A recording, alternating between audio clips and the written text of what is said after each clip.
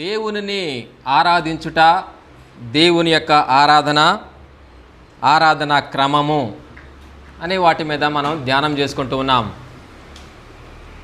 మీకు జ్ఞాపకం ఉంది కదా,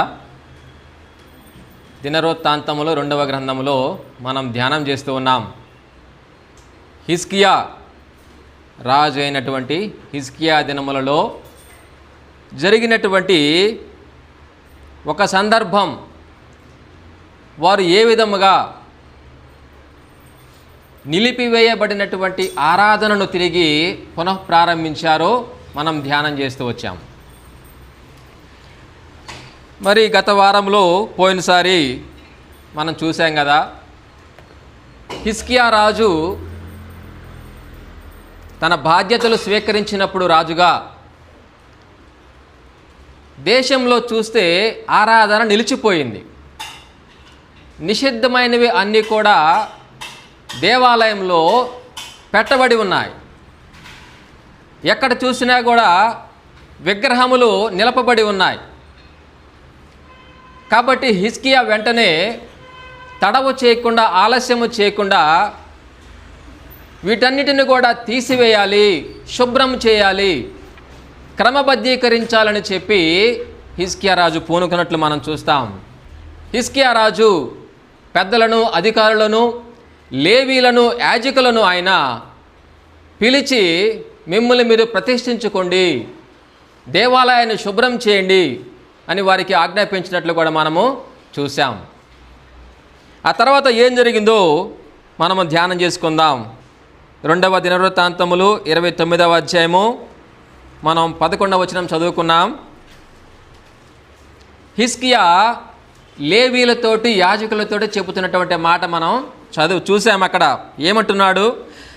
నా కుమారులారా, తనకు పరిచారకులయ్యుండి ధూపము వేయుచుండుటకును, తన సన్నిధిని నిలుచుటకును, తనకు పరిచర్య చేయుటకును యెహోవా మిమ్మును ఏర్పరచుకుని గనుక మీరు అశ్రద్ధ చేయకుడి.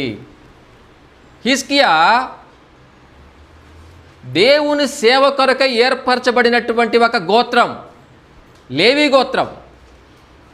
ఆ గోత్రము నుంచి ఎన్నుకబడినటువంటి వారు యాజకులు.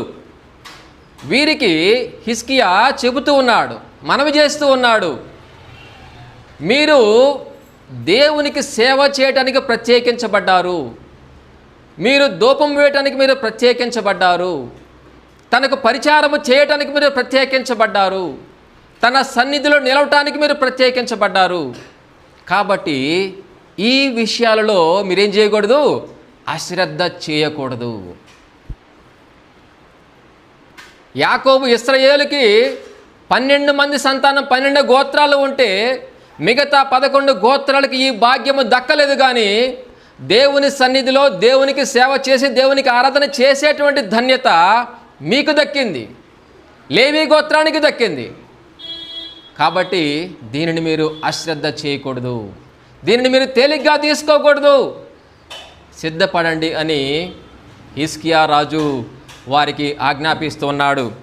వెంటనే మనం తర్వాత వచనాల్లో చూస్తే అక్కడ కొంతమంది మరి ప్రస్తావించబడ్డారు.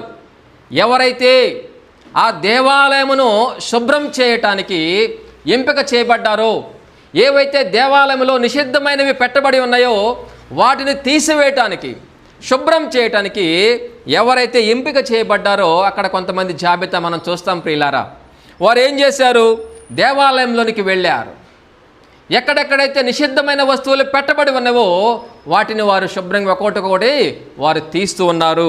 16వ వచనం నుండి, పవిత్రపరచుటకై యాజకులు యెహోవా మందిరపు లోపలి భాగమునకు పోయి యెహోవా మందిరములో తమకు కనబడిన నిషిద్ధ వస్తువులన్నిటినీ యెహోవా మందిరపు ఆవరణంలోనికి తీసుకొని రాగా లేవీలు వాటిని ఎత్తి కిద్రోను వాగులో పారవేసిరి.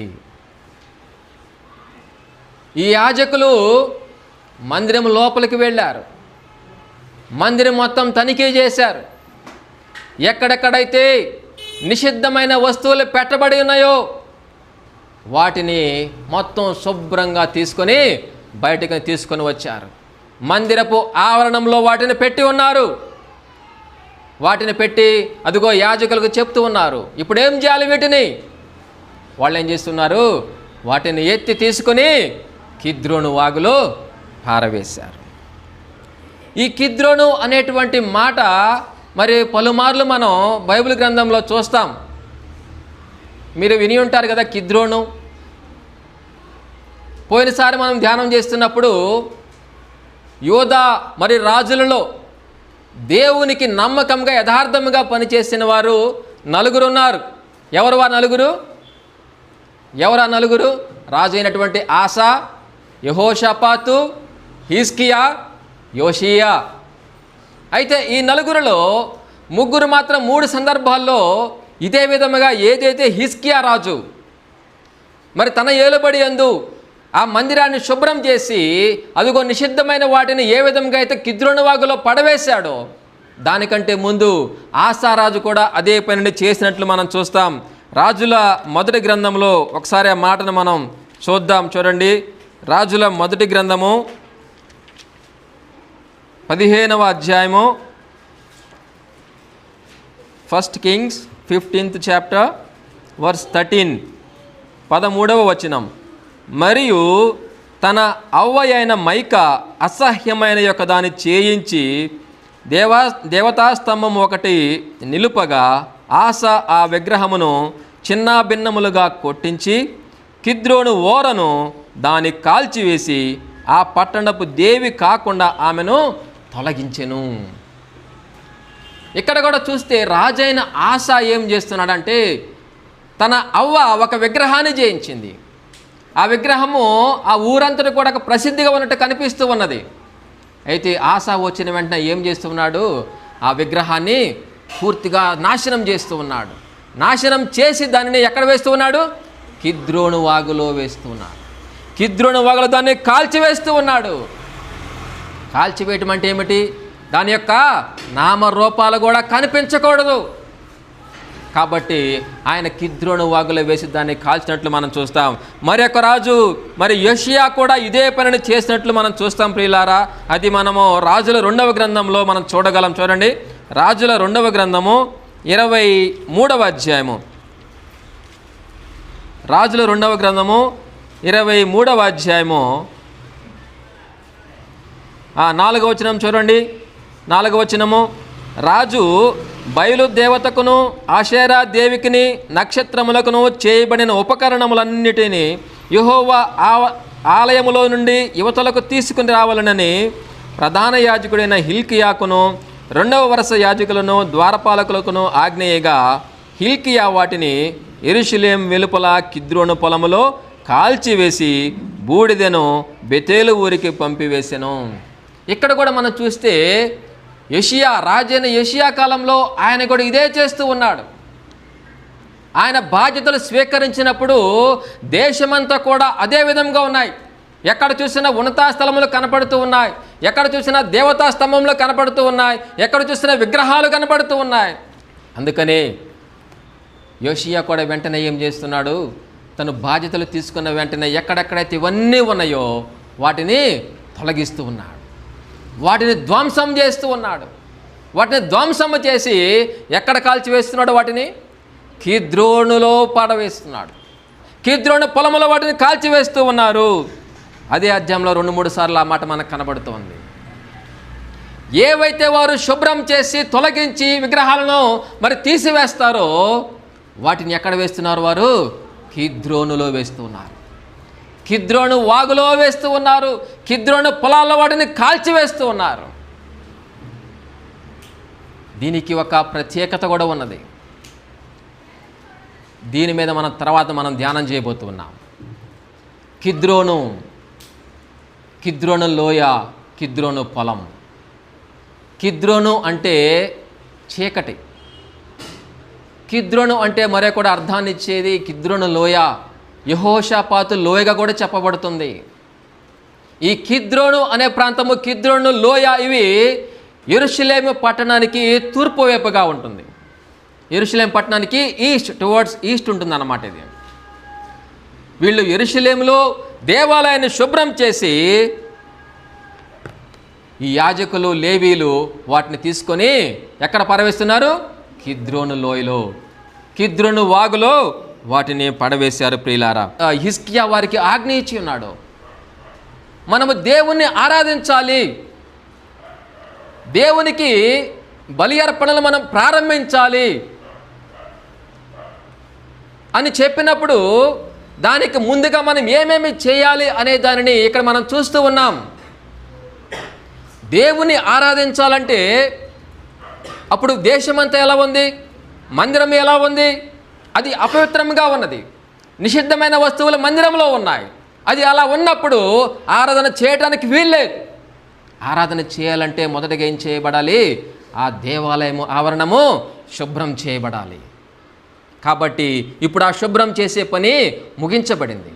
లేవీలు యాజకులు ఆ మందిరాన్ని శుభ్రం చేశారు, నిషిద్ధమైన వస్తువులన్నింటినీ తీసివేశారు. ఇప్పుడు ఆ ఆలయం అనేది ఆరాధనకు సిద్ధముగా ఉన్నది. అప్పుడు రాజు పెందల కడని లేచి దేవాలయానికి వస్తూ ఉన్నాడు. ఆ తర్వాత వచ్చిన మనం చూస్తాం ప్రియులారా, హిజ్కియా రాజు పెందల కడన లేస్తాడు. ఆ బలి అర్పణ అనేది ఇప్పుడు ప్రారంభించబడబోతూ ఉన్నది. కొన్ని గొర్రెలు తేబడ్డాయి, కొన్ని మరి పొట్టేళ్ళు తేబడ్డాయి, అక్కడికి కొన్ని మేకపోతులు తేబడ్డాయి, కొన్ని కోడెలు తేబడ్డాయి. ఇప్పుడు ఏం చేయాలి? వీటిని అర్పించాలి, దేవాలయంలో అర్పించాలి, వీటి రక్తము చిందించబడాలి. ఆరాధన మరి ప్రారంభింపబడక ముందు అక్కడ ఏం జరుగుతూ ఉంది? ఒక బలి జరుగుతూ ఉన్నది. పాప పరిహారార్థము నిమిత్తమై ఏం జరగాలి? అక్కడ బలి జరగాలి. బలి జరిగిన తర్వాత ఆరాధన ప్రక్రియ అనేది ప్రారంభమవుతూ ఉన్నది. మీరు బలి చేయండి, వాటిని వధించండి అని చెప్పి వారికి ఆజ్ఞ ఇస్తూ ఉన్నాడు. ఆ తర్వాత వచ్చిన ఏముందో చూడండి. పరిచారకులు ఆ కోడెలను వధించినప్పుడు యాజకులు వాటి రక్తమును తీసుకొని బలిపీఠము మీద ప్రోక్షించిరి. ఆ ప్రకారము వారు పొట్టేళ్లను వధించినప్పుడు యాజకులు ఆ రక్తమును బలిపీఠము మీద ప్రోక్షించిరి. వారు గొర్రె పిల్లలను వధించినప్పుడు ఆ రక్తము బలిపీఠము మీద ప్రోక్షించిరి. పాప పరిహారార్థ బలికై రాజు ఎదురికిని సమాజం ఎదురికిని మేకపోతులను తీసుకుని రాగా వారు తమ చేతులను వాటి మీద ఉంచిన తర్వాత యాజకులను వాటిని వధించి ఇశ్రాయేలీయులందరి కొరకు దహన బలియు పాప పరిహారార్థ బలియు అర్పింపవలనని రాజు ఆజ్ఞాపించిండను కనుక ఇశ్రాయేలీయులందరి నిమిత్తము ప్రాయశ్చిత్తము చేయుటకై బలిపీఠము మీద వాటి రక్తమును పోసి పాప పరిహారార్థ బలి అర్పించిరి. రాజ్యం కోసం ఒక బలి జరిగింది. అక్కడ చూస్తాం కదా, రాజ్యము కొరకును పరిశుద్ధ స్థలము కొరకును యోధావారి కొరకును. రాజ్యము కోసం ఒక బలి, పరిశుద్ధ స్థలము కొరకు ఒక బలి, మూడవదిగా యోధావారి కొరకు పాప పరిహారార్థ బలి. యోధావారి కోసం ఏం చేయాలి? పాప పరిహారార్థ బలి అనేది అక్కడ జరగాలి. కాబట్టి ఈ పాప పరిహారార్థ బలి ఏ విధంగా జరగాలి? ఈ పాప పరిహారార్థ బలి కోసం కొన్ని మేకపోతులు సిద్ధం చేయబడ్డాయి. అది ఏ విధంగా జరుగుతూ ఉన్నది? అక్కడున్న వారందరూ కూడా అక్కడికి వస్తారు. అదిగో మేకపోతు సిద్ధంగా ఉన్నది. వారు ఏం చేయాలి? తమ చేతులను దాని తల మీద పెట్టాలి. వీరందరూ కూడా తమ చేతులను ఆ మేకపోతు మీద పెట్టినప్పుడు దాని అర్థం ఏమిటంటే, ఏదైతే పాపములు కానీ అవిధేయతలు వారు చేశారో అవన్నీ కూడా దాని మీద మోపబడుతూ ఉన్నాయి, ఆ మేకపోతు మీద మోపబడుతూ ఉన్నాయి. ఆ పాపాలు ఆ మేకపోతు మీద మోపబడుతున్నప్పుడు, ఆ మేకపోతు వధింపబడినప్పుడు ఆ పాపమునకు పరిహారము, పాప పరిహారార్థము జరిగినట్లు దాని అర్థం ప్రియులారా. కాబట్టి యోధావారి కొరకు అక్కడ వాళ్ళు ఏం చేశారు? ఆ బలిని చేశారు. ఆ తర్వాత మనం చూస్తే అక్కడ వారు కీర్తనలు పాడినట్లు మనం చూస్తాం. ఆ తర్వాత వచనాల్లో ప్రియులారా గమనించండి, వారు బలి అర్పిస్తూ ఉన్నారు. ఒక పక్క లేవీలు యాజకులు వీళ్ళు ఏం చేస్తూ ఉన్నారు? అక్కడ కొన్ని వాయిద్యాలు ఉన్నాయి, అక్కడ కొంతమంది గాయకులు ఉన్నారు. వీళ్ళంతా కూడా సంతోషంతో పాటలు పాడుతూ ఉన్నారు, ఆనందముతో పాటలు పాడుతూ ఉన్నారు. సంతోషంతో వాయిద్యాలు వాయిస్తూ ఉన్నారు. అయితే నేటి దినాల్లో చాలామందికి ఇదే ఒక బేసిక్ పాయింట్ అన్నమాట.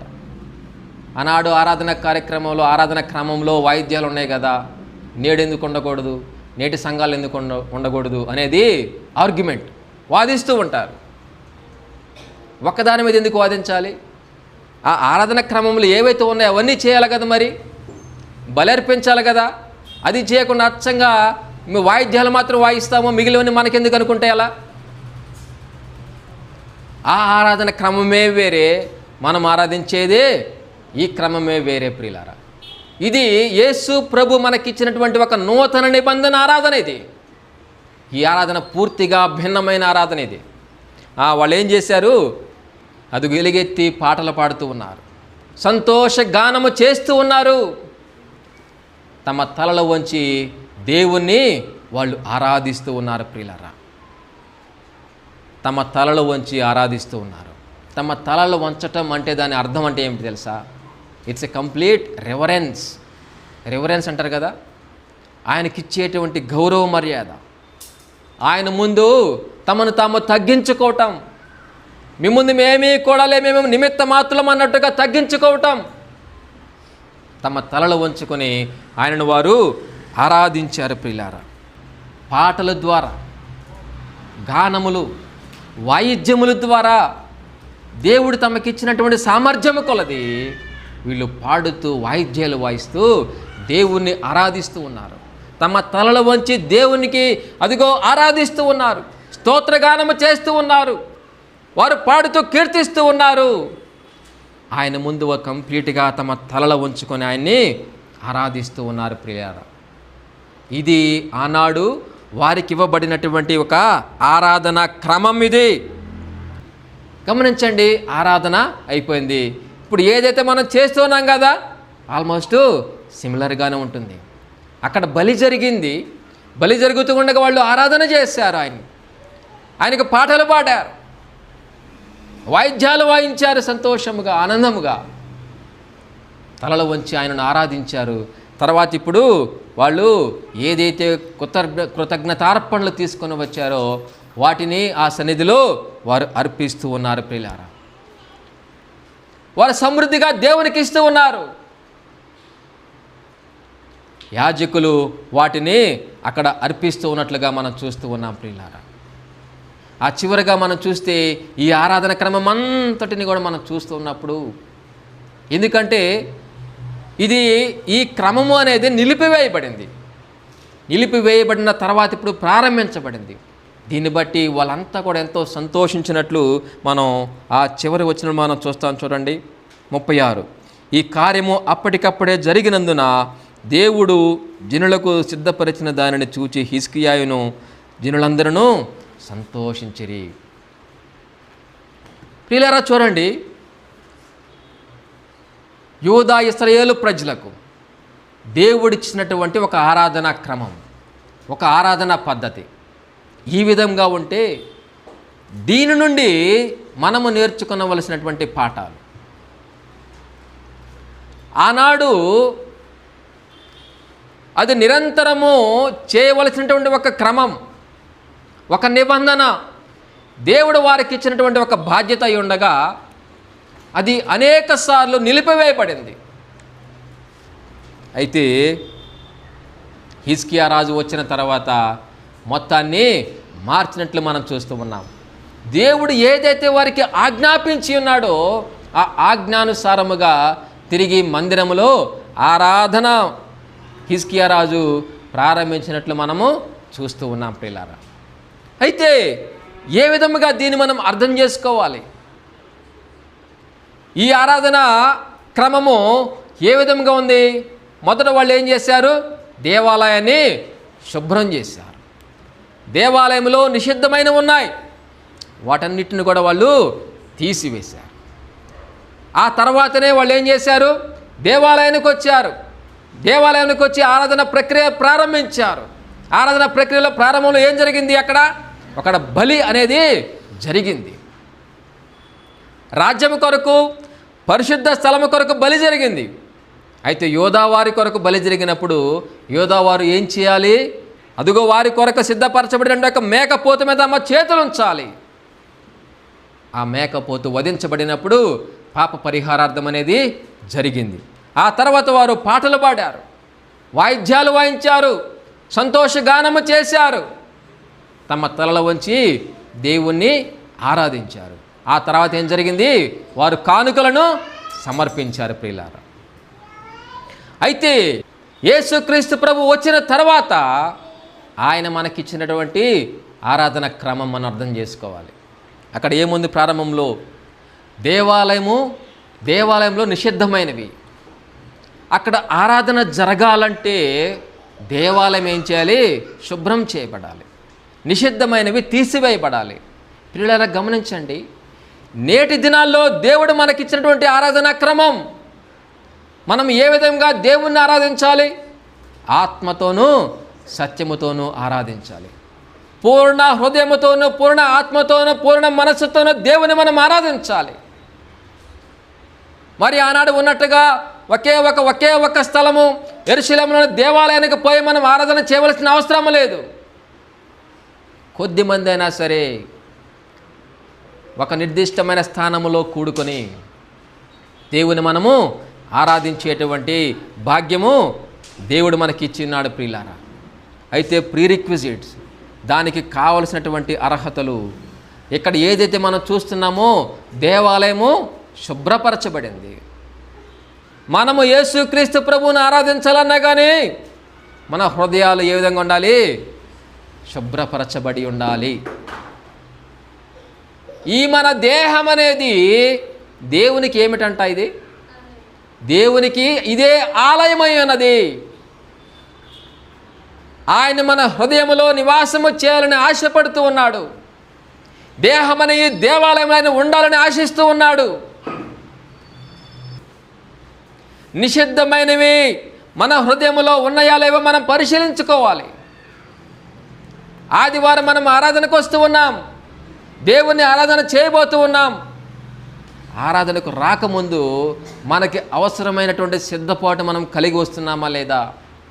ప్రియులారా, మనము ఆరాధనకు వస్తూ ఉన్నాం. దేవుణ్ణి ఆరాధించేటువంటి ఈ యొక్క ఆధిక్యత కలిగినటువంటి స్థలానికి మనం వస్తూ ఉన్నాం. సజీవుడైన దేవుని మనం ఆరాధిస్తూ ఉన్నాం. ఇక్కడ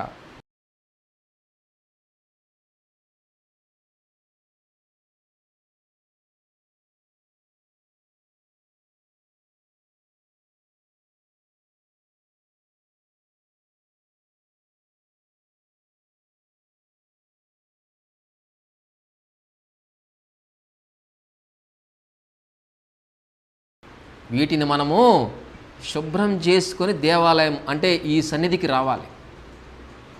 దేవుణ్ణి ఆరాధించడానికి ముందు వీటన్నిటిని ఏం చేయాలి? మనము హృదయంలో నుంచి తీసి పారవేయాలి. వాళ్ళు ఎక్కడ వేశారంటే కిద్రోను వాగులో వేశారు, కిద్రోను లోయలో వాటిని కాల్చివేశారు. అంటే దాని అర్థం మన హృదయములలో నిషిద్ధమైనవి ఏది కూడా ఉండటానికి వీల్లేదు. ఆ నిషిద్ధమైన వాటిని మన హృదయంలో పెట్టుకుని దేవుని సన్నిధికి వచ్చి దేవునిని మనం ఆరాధించకూడదు. అది చాలా పొరపాటు ప్రియులారా, అది చాలా పొరపాటు. మనము ఆరాధించే దేవుడు ఆయన సజీవుడైన వాడు. మనము ఆశామాషగా ఉండటానికి వీల్లేదు. కాబట్టి నీ హృదయాన్ని నువ్వు శుద్ధి చేసుకొని, నీ దేహాన్ని శుద్ధి చేసుకొని, నీ తలంపులను శుద్ధి చేసుకొని, నీ యొక్క ఆలోచనలను శుద్ధి చేసుకొని, నీ మనసును శుద్ధి చేసుకొని ఈ ఆరాధనకు రావవలసినటువంటి బాధ్యత ఉన్నది.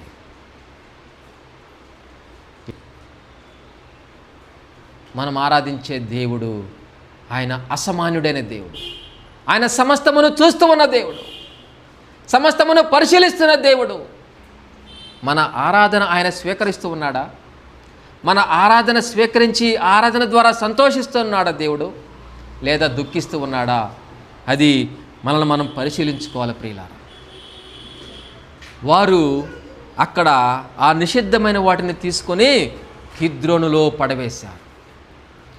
ఈ కిద్రోను అంటే డార్క్, ఒక చీకటి. ఇప్పుడు వారు ఎప్పుడైతే ఆ రాజ్యములో నిషిద్ధమైన వాటిని శుభ్రం చేస్తూ ఉన్నారో అవన్నీ కూడా తీసుకొని వచ్చి వారు కిద్రోనులోనే వేస్తూ ఉన్నారు.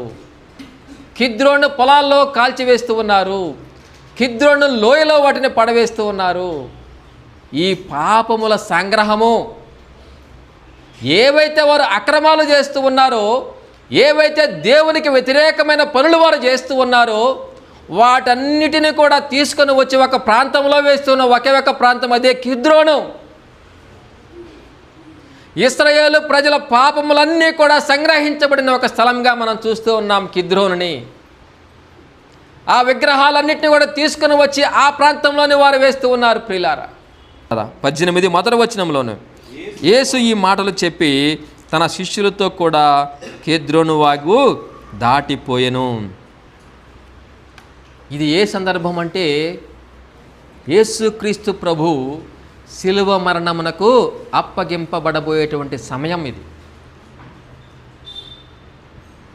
ఆ యెరూషలేము నుండి ఇప్పుడు యేసుక్రీస్తు ప్రభు కిద్రోను వాగు దాటి ఒక చోటికి వెళ్తున్నాడు, ఒక స్థలం. ఏ స్థలం అది? గెత్సెమనే స్థలం. ఈ గెత్సెమనే తోట కూడా ఎక్కడుందంటే కిద్రోను అనేటువంటి ప్రాంతంలోనే ఉన్నది. కిద్రోను వాగు, కిద్రోను లోయ, కిద్రోను పొలములు, ఇవన్నీ కూడా కిద్రోను అనేటువంటి ప్రాంతంలో ఉన్నాయి. యేసుక్రీస్తు ప్రభు శిలువకు అప్పగింపబడబోయేటువంటి ఆ గడియలు ఆ రాత్రి కూడా ఆయన ఆ కిద్రోను ప్రాంతంలోనే, ఆ గెత్సెమనే తోటలో ఆయన ఉన్నాడు. దేవునికి ఆయన ప్రార్థిస్తూ ఉన్నాడు, తండ్రికి ఆయన ప్రార్థన చేస్తూ ఉన్నాడు, విజ్ఞాపన చేస్తూ ఉన్నాడు. ప్రియులారా, ఇది దేనికి సూచనగా ఉన్నదంటే ఈ కిద్రోను యొక్క ఈ ప్రాంతము, ఈ కిద్రోను యొక్క అనుభవం ఏమి పాఠాలు మనకు నేర్పిస్తూ ఉన్నదంటే ఇశ్రాయేలు ప్రజల యొక్క పాపములు, వారు చేసినటువంటి అపవిత్ర కార్యములు, నిషిద్ధమైనటువంటి కార్యములన్నీ కూడా ఒక ప్రాంతానికి సంగ్రహించబడ్డాయి. ఆత్మీయార్థంగా చూస్తే ప్రియులారా, మానవుల పాపములన్నీ కూడా సంగ్రహించబడి అవి ఒక వ్యక్తి మీదకు తీసుకుని రాబడుతూ ఉన్నాయి. యోధా వారి కోసం ఒక బలి అర్పించబడింది కదా, ఒక పాప పరిహారార్థ బలి యోధా వారి కోసం అర్పించబడింది. వారు ఏం చేశారు? తమ చేతులను ఆ పశువు మీద పెట్టారు, ఆ మేకపోతు మీద తమ చేతులు పెట్టారు. దాని అర్థం వారి యొక్క పాపములు ఆ యొక్క పశువు మీద మోపబడుతూ ఉన్నాయి.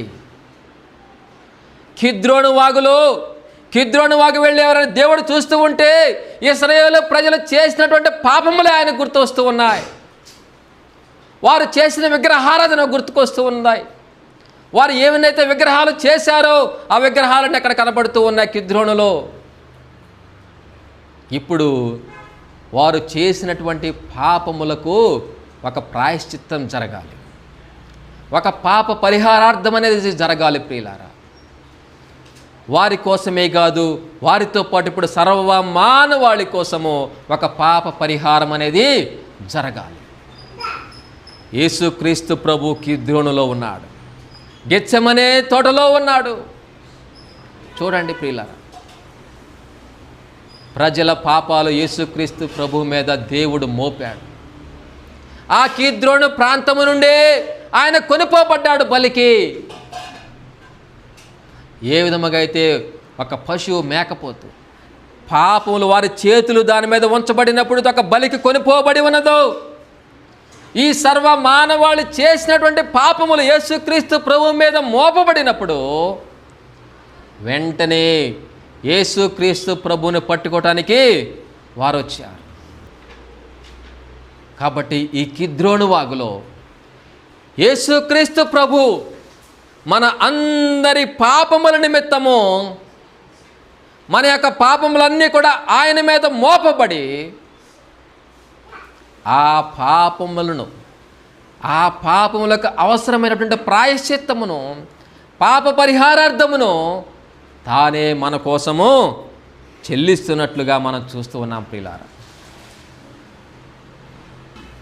కాబట్టి మన అందరి పాపములు కూడా యేసుక్రీస్తు ప్రభు మీద మోపబడినప్పుడు ఆయన మన నిమిత్తమై వధించబడ్డాడు.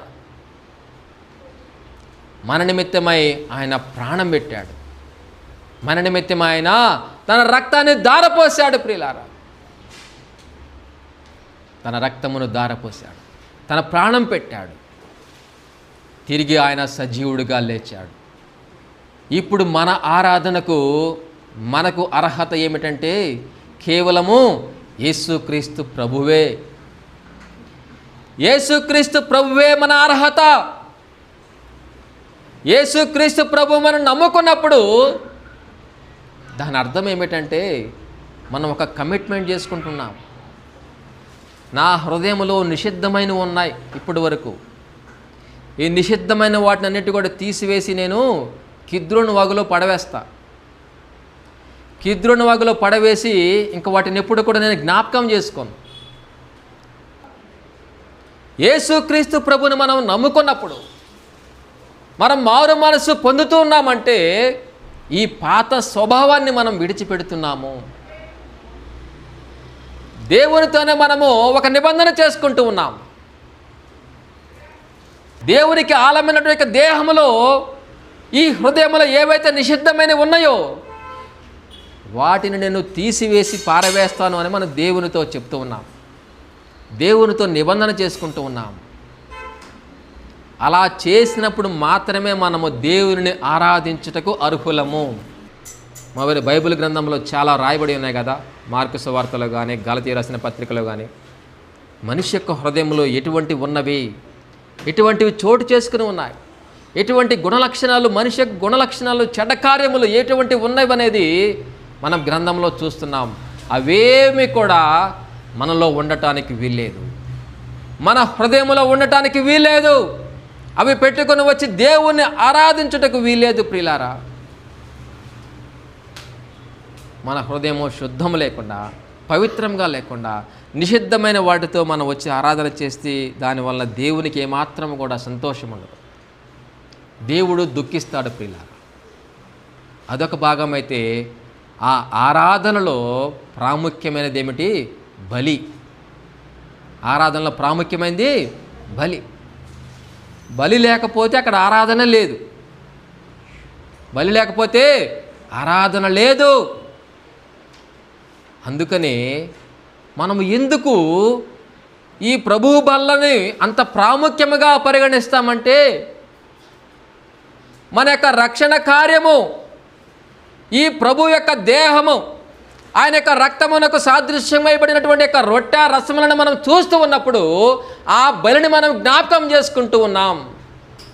అదే మన యొక్క రక్షణకు ఆధారం. అది ఆ యొక్క బలి లేకుండా ఏమని మనం ఆరాధిస్తాం? ఆ బలి జరిగితేనే కదా మనకి యొక్క అర్హత వచ్చింది. ఆ బలి జరిగితేనే కదా మీరు దేవాలయానికి, దేవుని యొక్క సన్నిధికి మనం రాగలుగుతూ ఉన్నాం. ఆ బలి లేకపోతే మనకి యొక్క అర్హత ఎక్కడిది? ఆ బలిని పక్కన పెట్టి ఆరాధన చేస్తే అంటే అలా? ఆ బలిని పక్కన పెట్టి నాకు బలి అవసరం లేదు, కేవలం వచ్చిపోతానంటే ఎట్లా? దాని అర్థం ఏమిటంటే యేసుక్రీస్తు ప్రభు మన కోసం చేసినటువంటి యొక్క బలియాగాన్ని మనం జ్ఞాపకం చేసుకుంటున్నాం. ఆనాడు ఇశ్రాయేలు ప్రజల కొరకు ఒక పశువు వధించబడితే మనందరి కొరకు యేసుక్రీస్తు ప్రభు వధించబడ్డాడు. యేసుక్రీస్తు ప్రభు వధించబడ్డాడు. మనము దానిని ఇగ్నోర్ చేసి ఆరాధనకి వెళ్ళొస్తామంటే కుదరదు. మనకు ప్రాముఖ్యమైనది ఆ బలి. యేసుక్రీస్తు ప్రభు మన కోసం బలి అయిపోయాడు. ఆ బలిని సూచించేదే ప్రభు బల్ల, బలి. ఆ బలిని మనం జ్ఞాపకం చేసుకోకుండా ఆ బలిలో దానిని మనము స్పర్శిస్తూ ఉన్నప్పుడు, దానిని తింటూ ఉన్నప్పుడు ఆయన మన కోసం చేసినటువంటి గొప్ప శిలువ కార్యాన్ని మనం జ్ఞాపకం చేసుకుంటూ ఆరాధన చేయాలి. అప్పుడే దేవుడు సంతోషిస్తాడు. అప్పుడు మాత్రమే దేవుడు మన యొక్క ఆరాధన స్వీకరిస్తాడు. అలా చేయకూడదు ప్రియులారా. ఇశ్రాయేలు ప్రజలకు దేవుడిచ్చినటువంటి ఒక ఆరాధన క్రమంలో బలి ప్రాముఖ్యమైనదైతే నేటి దినంలో, నేటి సంఘాల్లో దేవుడిచ్చినటువంటి యొక్క ప్రభు బల్ల కూడా అంతే ప్రాముఖ్యమైనది ప్రియులారా. ఆ ప్రభు బలను పక్కన పెట్టి ఏంటి ఆరాధన చేస్తారు అసలు ఎవరైనా? ఆ ఆరాధనలో దానికి అసలు అర్థమే లేదు ప్రియులారా. కాబట్టి ఆలోచన చేయండి, ఆలోచన చేయండి. దేవుణ్ణి ఆరాధన అంటే ఎంత ప్రాముఖ్యమైనదో ఒకసారి మీరు ఆలోచన చేయండి. ఆనాడు ఆ విధంగా ఆరాధన జరిగితే అదిగో దేవుడు మనకిచ్చినటువంటి ఆరాధన క్రమం పూర్తిగా భిన్నమైనది. బలి అర్పణ ఆయన కోరుకోవటం లేదు, బలి అర్పణతో ఆయనకు సంబంధం లేదు.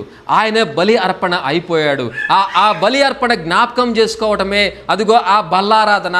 ఈ బల్లారాధనే ఆరాధనకు ప్రాముఖ్యం.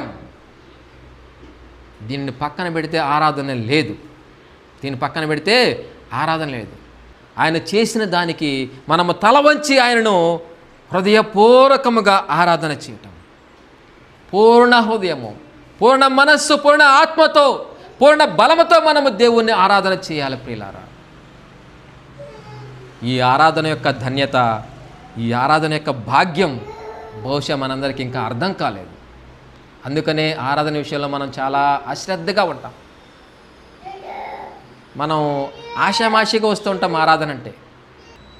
ఇది నిజంగా దేవుని సంతోషపెట్టేటువంటి ఒక క్రియ కానే కాదు ప్రియులారా. కాబట్టి ఈ హిజ్కియా రాజు కాలంలో హిజ్కియా రాజు ఆరాధనను తిరిగి ప్రారంభిస్తూ ఉన్నాడు. ఒక క్రమాన్ని మనకు చూపిస్తూ ఉన్నాడు. యేసుక్రీస్తు ప్రభు ఒక ఆరాధన క్రమాన్ని మనకు చూపించాడు. అదిగో తన భక్తులైన అదిగో పౌలు ద్వారా ఈ ఆరాధన క్రమాన్ని అదిగో క్రమబద్ధీకరించినట్లు మనం చూస్తాము. దానిని మనం పాటించాలి ప్రియులారా. ఆయన యొక్క బలియాగమును మనము ప్రతి ఆదివారం వచ్చినప్పుడు కంపల్సరీగా మనం జ్ఞాపకం చేసుకోవాల్సిందే. ఏ విధంగా జ్ఞాపకం చేసుకుంటామంటే కేవలము పాటల ద్వారా, నోటి ద్వారా కాదు, అదిగో ఆ ప్రభు బల ద్వారానే మనం జ్ఞాపకం చేసుకోవాలి. అది ఒక ఆజ్ఞగా దేవుడు మనకిచ్చాడు. యేసుక్రీస్తు ప్రభు ఆజ్ఞగా మనకు దాన్ని ఇచ్చాడు. కాబట్టి దానిని మనం ఖచ్చితంగా పాటించాల్సిందే. కాబట్టి ప్రియులారా, మన అందరి పాపములు యేసుక్రీస్తు ప్రభు మీద మోపబడ్డాయి. ఆ కిద్రోను వాగులో, ఆ కిద్రోను గెత్సెమనే తోటలో మన పాపాలు ఆయన మీద మోపబడినప్పుడు ఆయన మన నిమిత్తమై ఆయన వధించబడ్డాడు, ఆయన ప్రాణం పెట్టాడు. ఇప్పుడు మనం ఆయన నమ్ముకున్నాం. అదిగో ఆ బలిని జ్ఞాపకం చేసుకోవటానికి ఈ ప్రభు బలను మనము జ్ఞాపకం చేసుకుంటున్నాం. ఆ రొట్టెను తిన్నప్పుడు, ఆ ద్రాక్ష రసము త్రాగుతూ ఉన్నప్పుడు ఆ శిలువ మరణాలు మనం జ్ఞాపకం చేసుకోవాలి ప్రియులారా. ఆ విధంగా మనంతా జ్ఞాపకం చేసుకుంటూ దేవుని అదిగో ఆత్మతోనూ సత్యముతోనూ ఆరాధించేవారిగా మనం ఉండాలి. కాబట్టి మనమంతా కూడా యథార్థముగా దేవుని ఆరాధించేవారముగా ఉందముగాక. దేవుడు కొద్ది మాటలు దీవించుగాక.